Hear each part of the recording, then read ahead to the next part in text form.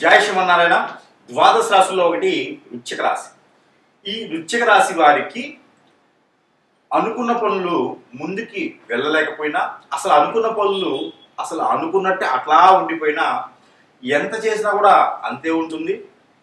దాంతోపాటు పుట్టినప్పటి నుంచి కష్టాలు, కన్నీళ్లు, బాధలు ఇలాంటి వాటితోనే ఉండడం. దానితో పాటు పెళ్లి ఏజ్కి వస్తుంది. ఈ పెళ్లి వయసు వచ్చినప్పటికీ కూడా పెళ్లి అవ్వకపోవడం, ఇంకా ఎన్ని కష్టాలు. నాకు తెలిసిన వారు వృశ్చిక రాశి వాళ్ళు చాలా మంది ఉన్నారు.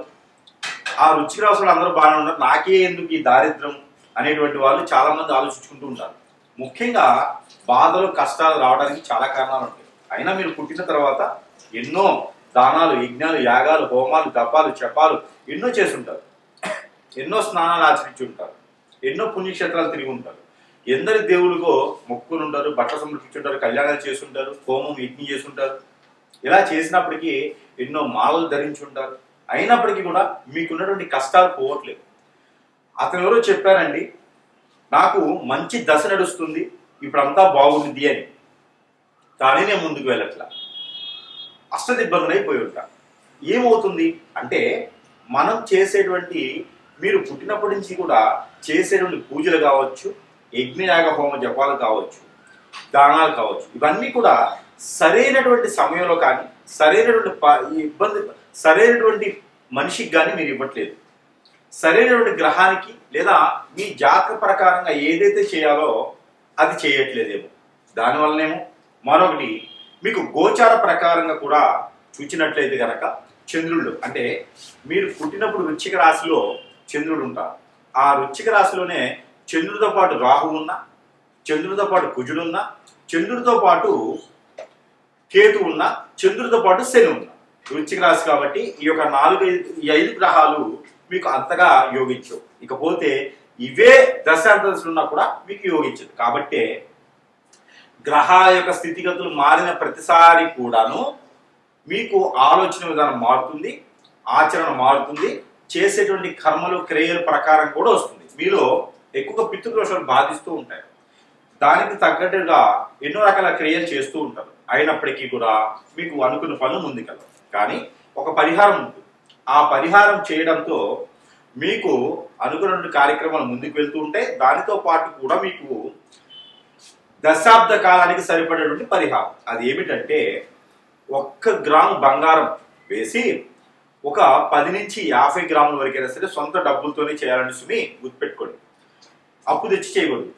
5 గ్రాముల నుంచి 50 గ్రాముల వరకు వెండి తీసుకొని, 1 గ్రాము బంగారం తీసుకొని ఒక కంచం చేయించండి. చేయించిన రెడీమేడ్ ఉంటాయి కదా పంతులు గారు అంటే, అలానే పర్లేదు, తీసుకోండి. తీసుకున్న తర్వాత మీరు ఈ కంచాన్ని తీసుకొని, అంటే పళ్ళెం, ప్లేట్, ఈ ప్లేట్ తీసుకొని దాని నిండా ఒక పక్కన భాగంలో గోధుమలు పోయండి, సగ భాగం బియ్యం పోయండి. ఈ రెండింటి మధ్యన మట్టి ప్రమిద పెట్టి దీపారాధన చేయండి. ఇక్కడ దేవుడి మందిరంలో 3 రోజుల పాటు చేయండి.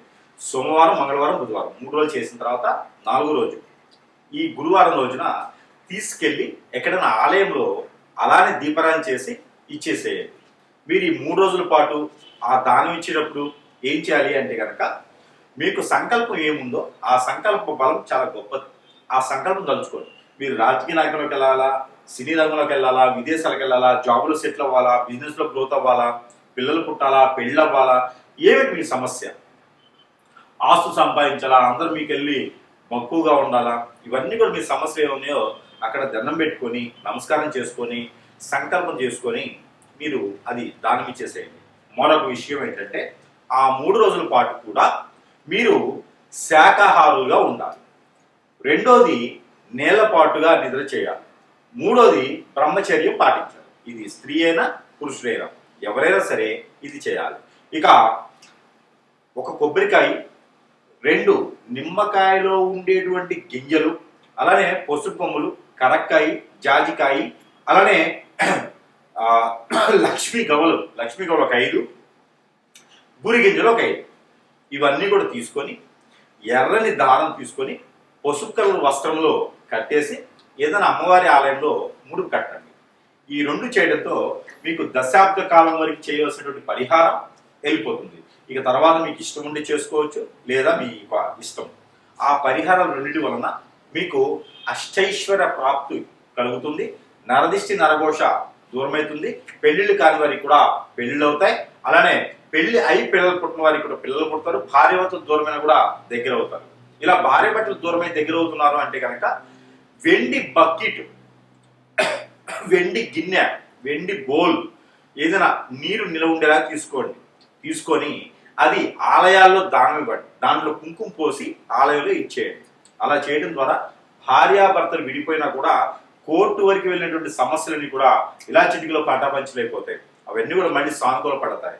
అలానే కుంకుమ అనగానే కుంకుమ కాదు, సింధూరం, ఆంజనేయ స్వామి వారి యొక్క సింధూరం దానం ఇవ్వండి. అలా చేయడం ద్వారా మీకు అన్ని రకాల పనుల్లో కూడా సకాలంగా పూర్తయ్యేదానికి అవకాశాలు మెండుగా అయితే కనబడుతుంటాయి. మనము ఎన్నో రకాలైనటువంటి సమస్యలతో ఉంటుంటాం. ఇల్లు ఉంటుంది, అద్దెకున్నా సొంతిల్లేనా, ఇంట్లో ఏదో నడవడికి, ఇంట్లో ఏదో కలిసి రాదు, ఇంట్లో ఏదో జరుగుతూ ఉంది ఒక సమస్య, అసలు ఇల్లే వాస్తు బాల రెండో సమస్య, ఇంట్లో కీచులు ఆడుకోవడం, ఇంటికే ఏదో చేయించారండి, చేతబడి ఇట్టినడేమో ఏదో చేపించేశారు, ఇల్లు ఎదకుండా చేసేసారు, చెట్టు కొట్టుకోవాలి అయిపోయినారు, ఇంట్లో గొడవలు ఎప్పుడు అవుతున్నాయి, ఇంట్లో సుఖంగా ఉండడానికి లేదండి, ఏదో జరుగుతూనే ఉంది, ఇంట్లో ఏదో నెగిటివ్స్ ఉన్నాయి, చెడు క్రియ జరిగింది, ఇంట్లో అంతా నెగిటివిటీగా ఉంది. అలానే మనకి జాతకంలో కూడా బాగుండట్లేదండి, గ్రహాలు శోధించట్లేదంట, గ్రహాల యొక్క స్థితిగతులు బాగాలేవంట, ఇలాంటివి చాలా సమస్యలు ఉంటాయి. ఏ పనులు కూడా ముందుకు వెళ్ళట్లేదు, ఒంటరైపోతూ ఉంటాం, మనం అంతా చాలా ఒంటరైపోతూ ఉంటాం, అందరూ దూరమైపోతూ ఉంటారు, ఆర్థిక సంబంధించిన ఇబ్బందులు, ఎవరు మనకు గుర్తించరు, వీళ్ళు తెలివితేటలు ఉంటాయి, బుద్ధిబలం ఉంటుంది, గుణబలం ఉంటుంది, మంచి వ్యక్తులుగా ఉంటారు, కానీ మిమ్మల్ని రాణించలేరు. మీరు ఎప్పుడు ఎదురు పట్టి పీకుతూ ఉంటుంది ఏదో సమస్య. ఇంట్లోనూ పెళ్లి భార్య దూరం అవుతూ ఉంటుంది, భర్త దూరం అవుతూ ఉంటారు, పిల్లలు దూరం అవుతూ ఉంటారు, ఒక సమస్య పోయిందిరా బాబు అనుకుంటే రెండో సమస్య కొనుక్కొచ్చుకుంటూ ఉంటారు. ఇక ఇంతేనా జీవితం? కొంతైనా ఉపశమనం కోసం కావాలి కదా మనకి. ఆ ఉపశమనం ఏంటంటే యంత్రం. ఈ యంత్రము లక్ష్మీ యంత్రం ఉంటుంది ఇందులో, కుబేర యంత్రం ఉంటుంది ఇందులో వాస్తు యంత్రం ఉంటుంది, ఇలా 9 రకాల యంత్రాలు ఉంటాయి ఇందులో. ఈ యంత్రం కనుక మన ఇంట్లో పెట్టుకున్నట్టయితే కనుక ఏ వాళ్ళకైనా పెట్టుకోవచ్చు, దేవుడి మందిరంలో పెట్టుకోవచ్చు, దక్షిణ వాళ్ళకి, తూర్పు వాళ్ళకి, పడమర వాళ్ళకి, ఉత్తరం వాళ్ళకి, ఏ వాళ్ళకైనా పెట్టుకోవచ్చు, హాల్లో పెట్టుకోవచ్చు, బెడ్రూమ్లో పెట్టుకోవచ్చు, పూజా మందిరంలో పెట్టుకోవచ్చు, కిచెన్లో పెట్టుకోవచ్చు, ఎక్కడైనా పెట్టుకోవచ్చు, డైనింగ్ హాల్లో పెట్టుకోవచ్చు. ఇది ఒక యంత్రాన్ని ఇంటి లోపల పక్కన పెట్టుకోవాలి, వాళ్ళు తగిలించుకోవాలి. ఈ యొక్క యంత్రము చాలా వాల్యూబుల్ ఉంది, ఇందులో మనం పూజించి మరీ ఇస్తున్నాం. ఇది మన ప్రేక్షకుల కోసము పూర్తిగా నా తరపు నుంచి ఉచితంగా ఇస్తున్నాను. ఈ యంత్రాన్ని పూర్తిగా ఉచితంగా మన ప్రేక్షకులందరూ బాగుండాలి, అందులో వారే ఉండాలి ఒక సంకల్పంతో, శుభ సంకల్పంతో ఈ యొక్క యంత్రాన్ని నేను పూర్తిగా ఉచితంగా ఇస్తున్నాను. ఎవరికైనా కావాలి అనుకుంటే, మీకు అన్ని రకాల సమస్యలు పోవాలనుకుంటే కొంచెమైన ఉపశమనం దొరుకుతుంది. కాబట్టి ఈ యంత్రాన్ని మీరు మన దగ్గర లభ్యపడుతుంది.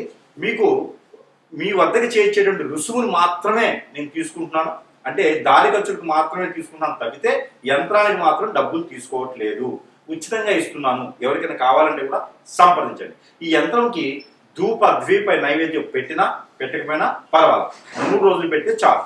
కాబట్టి ఈ యంత్రాన్ని ఎవరికైనా కావాలి అంటే కూడా ఫోన్ కాంటాక్ట్ ద్వారా యంత్రం పంపించడం జరుగుతుంది. కాబట్టి ఎవరికైనా కావాలంటే సంప్రదించండి. జై శ్రీమన్నారాయణ.